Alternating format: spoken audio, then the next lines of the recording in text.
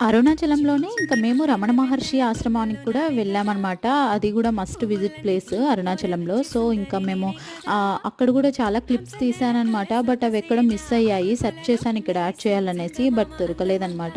అందుకనేసి ఇంకా మళ్ళీ మేము అక్కడి నుండి ఎక్కడికి వెళ్ళామనేది ఇక్కడ పోస్ట్ చేశాను. అండ్ మేము అరుణాచలం నుండి అయితే డైరెక్ట్‌గా చిదంబరంకెళ్ళామనమాట. అక్కడ గూడా శివుడే అనమాట. సో, ఇక్కడ చాలా పవర్‌ఫుల్ గాడంట ఇక్కడ గూడా.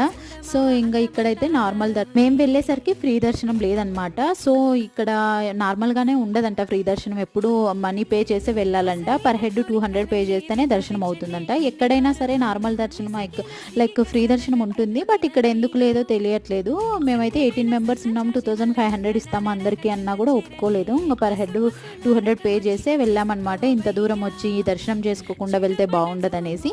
ఇక్కడ కూడా చాలా బాగా అనిపించింది దర్శనం చేసుకున్న తర్వాత.